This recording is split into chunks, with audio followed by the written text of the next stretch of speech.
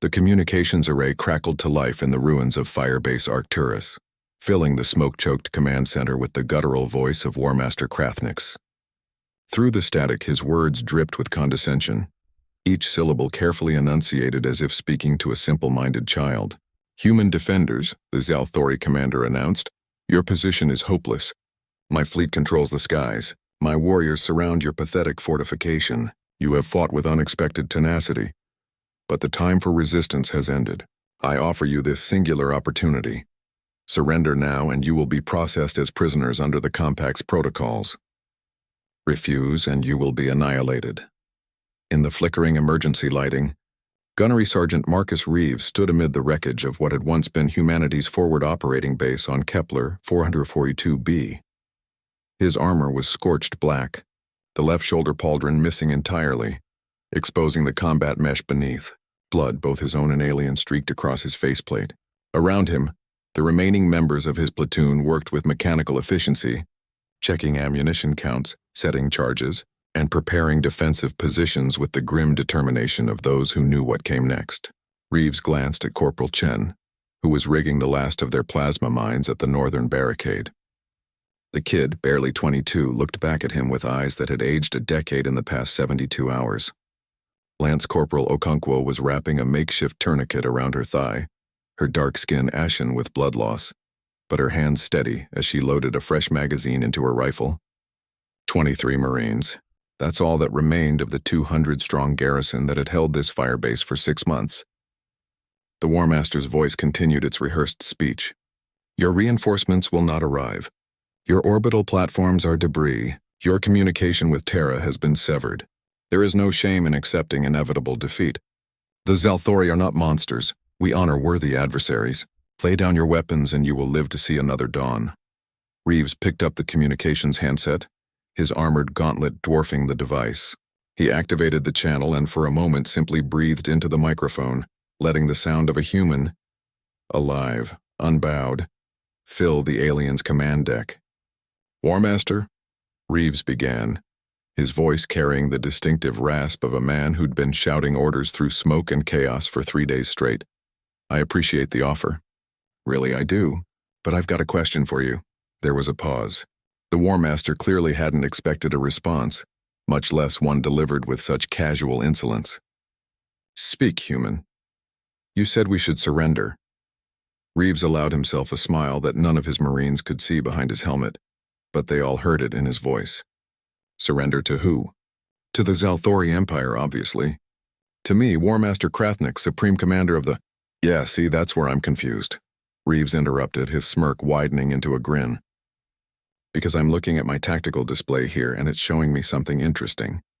You said you control the skies, right?" "Correct." "You're primitive. Then why?" Reeves continued, his voice hardening. "Are 3 of your cruisers currently burning in low orbit? Why is your flagship, that's the Crimson Dominance, right, venting atmosphere from its port side?" The silence that followed was delicious. "You said your warriors surround us," Reeves went on, warming to his subject. "Funny thing about that.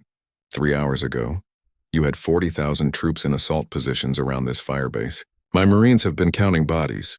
We're currently at 31,000 and climbing. That's 9,000 of your elite warriors who found out the hard way that humans don't die easy." He could hear the tension in the War Master's breathing now, the careful control slipping. "You said our reinforcements won't arrive. You're absolutely right about that." Reeves's voice dropped to something cold and final. "They don't need to. Because we're not the ones who need saving, War Master.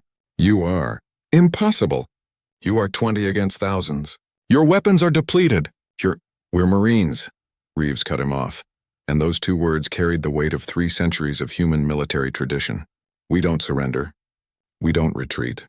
And we sure as hell don't lay down our weapons because some alien warlord politely asks us to." He looked around at his platoon. Chen had finished with the mines and was now checking the seals on his armor. Okonkwo had rejoined her fire team, limping but ready. Every face turned toward him showed the same expression. Exhausted, battered, but absolutely unbroken. "Here's my counteroffer, War Master.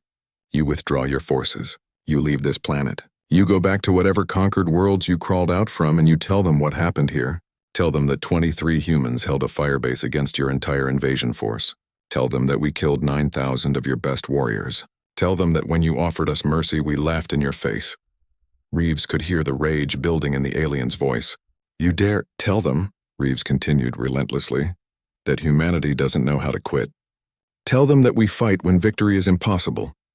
Tell them that surrender isn't in our vocabulary, and tell them that if they ever think about invading human space again, they better bring more than 40,000 troops, because we're going to make you pay for every meter of dirt with alien blood. The War Master's composure finally shattered. Then die with your worthless honor, human. I will level that fire base and dance on your...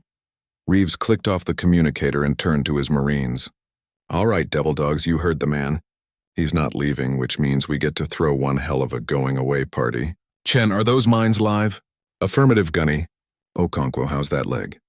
Good enough to kill a few more squids, Gunny. A chorus of auras echoed through the command center. Reeves checked his weapon one final time, chambering around with a satisfying click. 23 Marines against thousands. Impossible odds. No hope of survival. Just another Tuesday for the human race. They want to fight? Reeves asked his platoon. Sir, yes, sir. Then let's show these bastards why you don't mess with humanity.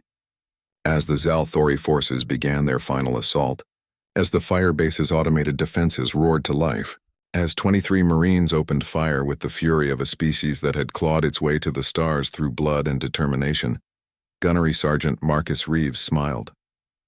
Surrender? Never heard of it.